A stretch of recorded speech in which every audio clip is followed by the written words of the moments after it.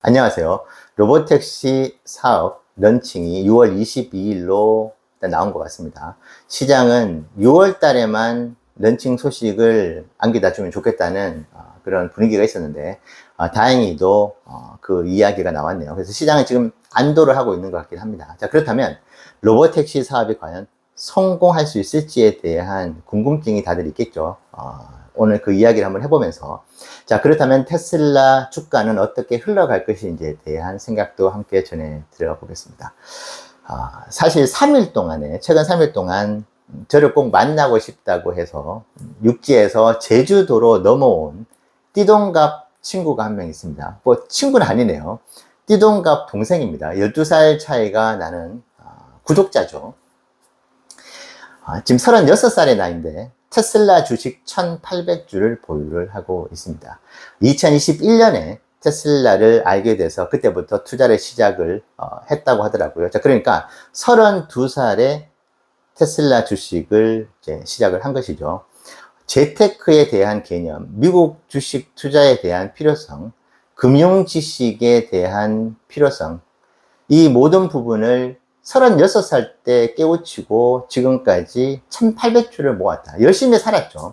그랬기 때문에 그 정도의 자산을, 그 정도의 테슬라 주식을 모을 수 있었던 것인데, 저의 32살, 36살을 한번 회고해 보니까 참 부끄럽기도 하고, 그 생각을 하니까 이 친구가 얼마나 대단한지에 대한 생각도 함께 하면서, 대한민국의 미래가 어둡지만 않구나. 그런 생각도 좀 하게 됐습니다. 여러분들께서 살아오셨던 32살과 36살은 어떠하셨는지도 한번 이번 기회에 생각해 보시면 재미있을 것 같아요. 자, 그래서 이 친구가 동생이죠. 이 동생이 좀 여러 가지 이야기를 듣고 싶다고 하면서 제주도로 날라왔네요. 자, 많은 이야기를 했겠죠. 테슬라에 대해서. 참 많은 깊은 지식을 가지고 있구나. 물론 강한 테슬라를 믿고 있는, 테슬라가 아주 잘 될 것이라고 생각을 하고 있는 동생이었습니다. 로보택시 사업에 대한 이야기도 당연히 했겠죠. 런칭 이야기가 나오네 안 나오네 이야기가 나왔기 때문이죠. 그래서 이 로보택시 사업에 대해서 이 동생은 어떤 생각을 하고 있는지, 자, 그리고 와이프도 함께 만났습니다. 와이프도 어떤 생각을 하고 있는지, 로보택시 사업에 대해서. 자, 그러면 나는 어떤 생각을 하는지에 대해서 이야기를 나눴거든요. 자, 먼저 이 동생은 로보택시 사업이 혁신의 혁신을 거두면서 큰 성공을 생각보다 빠른 시일 내에 안겨다 줄 것이라고 이야기를 합니다. 이제 가장 큰 이유가 실제로 우리 눈에는 안 보이지만은 거동이 불편하신 분들이 많으십니다. 중장년층부터 해서 노년층까지 꽤 많은 인구가 실제로 마음 놓고 거리를 활보하거나 외부 활동을 하기가 힘드신 분들이 많으시죠. 자, 그리고 심리적으로 뭐 대인기피증까지는 아니지만은 대중교통을 이용하는 것조차도 좀 부담스럽고 뭔가 이렇게 부대끼는 것 자체도 싫어, 그러신 분들도 꽤 많으시죠. 자, 근데 이런 분들이 꽤 많다, 이 동생이 봤었을 때는. 자, 그렇다면 로보택시가 양산이 돼가지고 전 세계에 퍼지게 되면은 앞서 말씀드린 그 수요가, 그 분들의 수요가 폭발적으로 늘어날 수 있다. 그분들은 로보택시라는 사적인 공간을 자유롭게 이용을 하면서 원하는 장소에 가서 사색도 하고 뭐 즐길 수도 있는 것이죠. 자, 이 시장이 매우 크고, 그리고 여기에 대한 만족도가 높다고 한다면은 입소문도 빠르게 퍼질 수 있다고 생각을 합니다. 입소문만큼 강력한 마케팅이 더 없잖아요. 자, 그리고 반드시 인간을 이동시키는 그 이동수단으로서의 로보택시를 보고 있지는 않은 것 같습니다. 그래서 특히 배달 사업, 전 세계적으로 배달을 엄청나게 많이 하죠. 배달 사업, 그리고 물류, 유통, 그와 관련된 회사들이 로보택시 이 사업의 컨셉에 매우 관심이 많을 것이다. 왜냐? 그 회사들이 가장 골치를 앓고 있는 부분들이 노동력이거든요. 이 인건비, 그리고 정말 결정적인 순간에 갑자기 종적을 감춰가지고 사라집니다. 거의 제가 그 자영업 하시는 사장님들 인터뷰를 해보면은 가장 공포스러울 때가, 이 친구가 지금 이 매장에 나와야 되는데 갑자기 연락을 끊고 사라져 버리는 거, 특히 주말에 피크 타임 때.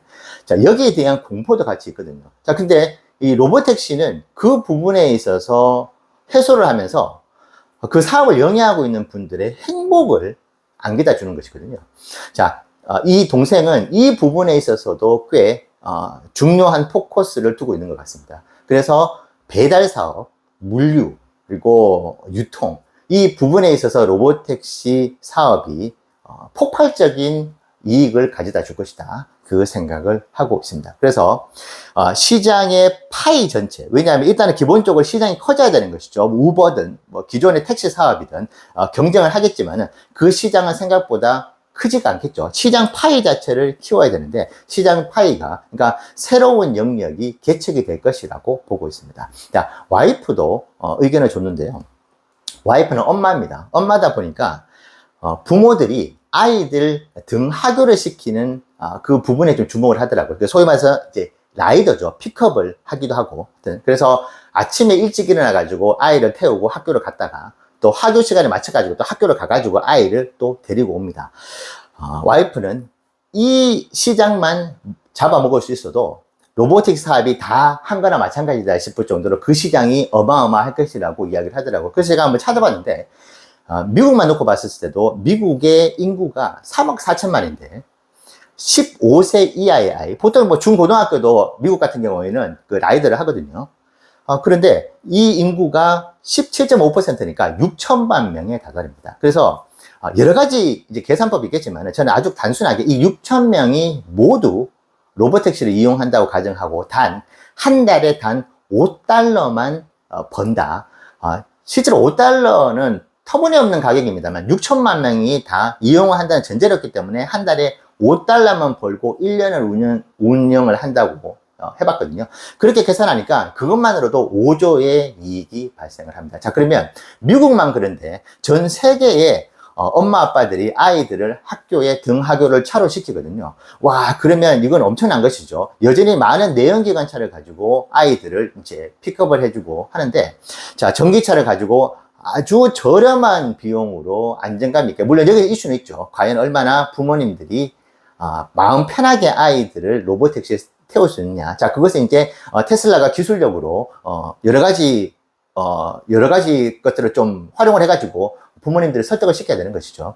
자, 그 시장만 놓고 보더라도 로보택시 사업은 어마어마하다는 의견을 줬습니다. 자, 그래서 그 동생과 와이프는 로보택시 사업이 꽤 빠른 시일 내에 확장을 거두면서 EPS에 의미 있는 숫자로 찍혀줄 것이라고 생각하는 것 같아요. 자, 근데 저는 이제 비즈니스 모델 설계자로서 오랫동안 일을 했었고, 전국 단위의 상품 출시도 해 오면서 또 글로벌 프로젝트도 다수 진행을 했었거든요. 그렇기 때문에 상품에 대한 관점으로 놓고 봤을 때, 로보택시도 하나의 상품이라고 봤었을 때, 그리고 하나의 비즈니스 모델이라고 봤었을 때 좀 냉정하게 한번 봐봤거든요. 그래서 저는 시간이 생각보다 많이 걸릴 수 있다. 로보택시 사업이 분명히 경쟁 우위를 가지고 웨이모라든지 다른 경쟁 브랜드들보다 꽤 높은 수준의 우위를 가져다 줄 것이라는 부분에 대해서는 의심의 여지는 없지만은 비즈니스 모델 관점, 상품의 어떤 관점으로 놓고 봤을 때는 물리적인 시간이라는 것을 절대 무시할 수는 없다. 그래서 생각보다 EPS에 찍히는 그 순간 의미 있는 숫자로 찍히기에는 다소 시간이 걸릴 수 있다. 그래서 제가 보는 관점에서는 특히 시장의 파이를 키워야 되잖아요. 자, 그 논리라고 한다면은 기본적으로 살아가는 삶의 패턴에서 내가 이동을 한 번 더 해야 됩니다. 그러니까 한 번 이동할 거를 두 번을 이동을 하는 그 상황 자체가 만들어져야지 로보택시의 시장 파이 자체가 저는 커진다고 보는 것이거든요. 자, 근데 만약에 그것이 이루어지지 않는다. 왜냐하면 실제로 지금 많은 분들이 예를 드시잖아요. 영화관에 가는 대신에 우리는 넷플릭스를 보면서 집에서 머무는 시간을 더 선호하고 있고, 그리고 맥주를 마시러 정말 진짜 끝내주는 생맥주가 아닌 이상에는 집에서 그냥 배달을 시켜가지고 집에서 넷플릭스를 보면서 친구들과 가족들과 시간을 보내는 것을 더 선호를 합니다. 여러 사람들 같이 이제 함께 있었을 때 얻게 되는 여러 가지 흥미거리들, 재미들도 있겠지만은 불편함들도 있잖아요. 자, 점점점 이제 불편함을 느끼고 혼자만의 시간을 가지기 위해 가지고 지금 현재 있는 공간에 머무르기를 선호하는 그 추세가, 그 트렌드가 계속 지금 이어지고 있고 그것이 증가하고 있는 추세인 것만은 사실이잖아요. 자, 그렇다면은 지금 전반적으로 이동하고 있는 이동의 횟수 자체가 줄어들고 있다. 그래서 가장 단적인 예로 나이키라든지 신발 브랜드의 매출이 그렇게 높지 않다는 것도 사람들이 이동을 하지 않으니까 신발을 적게 신는다. 그 이야기도 충분히 이해가 가는 부분이거든요. 그래서 저는 생각보다 시장의 파이가 이 로보택시 사업에 대한 효용성을 가지고 커 나가기에는 조금은 시간이 많이 걸리지 않을까 생각을 하고 있고, 그리고 기존에 있는 시장, 이동수단 시장도 그 시장 규모 자체가 어마어마하죠. 지하철, 뭐 고속열차부터 해가지고 버스, 뭐 택시, 수없이 많은 이동교통수단이 있기 때문에 그 시장도 큽니다만은 거기서 남이 가지고 있는 매출을 끌어들이기라는 건 생각보다는 쉽지 않잖아요. 거기에 또 치킨 게임도 해야 되고 출혈 경쟁도 불가피하기 때문에 이조차도 의미 있는 실적으로 잡히기에는 시간이 걸릴 수 있다. 저는 그렇게 생각을 하고 있습니다. 자, 그렇다면 당신이 보는 관점에 있어서는 그러면 로보택시 사업이 잘 안 돼가지고 테슬라 주가는 그러면 계속 흘러내리겠네. 그렇게 생각하실 수는 있겠지만은 저는 조금 그 부분에 있어서는 다르게 보는 것이, 설령 로보택시 사업이 2년, 3년, 길게 봤을 때 3년 동안에도 EPS에 나올 만큼의 이익 구조를 가져다 주지 못한다 하더라도 테슬라의 로보택시의 미래 프리미엄을 인정받고 주가는 지금 현재 상태를 유지 아니면은 더 올라갈 가능성이 높다고 보고 있습니다. 왜냐하면 지금 로보택시 사업을 바라보는 일반 개인 투자자들과 기관 투자자들의 관점은 2년, 3년 안에 몇십 조의 이익을 바라고 로보택시 사업을 보는 것이 아니거든요. 그들은 5년, 10년 후에 수십조, 수백조의 이익을 로보택시 사업에서 거둘 수 있을 것이라는 희망을 가지고, 그 기대를 가지고 로보택시 사업을 바라보고 있는 것이거든요. 그래서 2년, 3년, 그러니까 지금으로부터 3년이니까 2028년도까지 실적이 그렇게 뭐 변변치 않다 하더라도 로보택시 사업이 중국에다 진출하고 한국부터 해서 전 세계의 수십 개 국가에 런칭이 되어 가지고 돌아다니고 있고, 고객의 만족도가 높고 사고도 거의 나지 않고, 뭐 접촉 사고가 상대방에서 고의로 하는 것 이외에는 거의 완전 무결에 가까운 안정감을 보여주고 있고, 여러 가지 오류들이 나타날 수도 있겠지만 그것이 인간이 운전하는 것보다는 말도 안 되게 낮은 수치로 나온다든지. 그래서 이 로보택시 사업이 지금은 비록 매출이 그렇게 높지 않고 이익도 높지 않지만은 매우 탄탄하게 미래를 준비를 하고 있구나, 이 모습만 보여준다고 한다면, 특히 로보택시 같은 경우는 이 비주얼적으로 우리가 직접 눈으로 보고 확인할 수 있는 사업이잖아요. 그렇기 때문에 그런 모습들만 보여준다고 한다면은 기관 투자자들이나 개인 투자자들도 단순한 숫자에 찍히는 그 이익보다는 그보다 더 먼 미래, 오케이 알겠어, 나 2030년, 2032년도까지도 기다려 주겠어라고 하는 그런 분위기가 저는 형성될 수 있다고 봅니다. 그래서 저는 로보택시가 의미 있는 이익을 가져다 주는 데 있어서는 물리적인 시간이 꽤 많이 필요할 수 있다. 뭐 법적인 어떤 그 제한들도 또 존재하는 거잖아요. 테슬라가 통제하기 힘든 그런 돌발 변수로 인해 가지고 또 사업이 진척이 더뎌지는 그런 경우들도 있을 수 있기 때문에, 그런 모든 부분들을 종합적으로 봤을 때는 제가 보는 관점에서는 이익이 그렇게 단기간에 크게 나지는 않을 수 있다. 하지만은 그 성장의 모멘텀만 그대로 유지해 준다고만 해도 로보택시 사업이 주가에 긍정적인 영향을 미칠 수 있다는 생각을 하고 있습니다. 하지만 그 어린 나이에 테슬라 주식 1,800주를 가지고 있는 이 청년, 이 동생과 와이프의 이 이야기가 맞기를 간절히 바라는 마음도 함께 있습니다. 여러분들의 생각은 어떻습니까? 자유롭게 한번 여러분들의 생각을 또 글로 남겨주시면 좋겠습니다.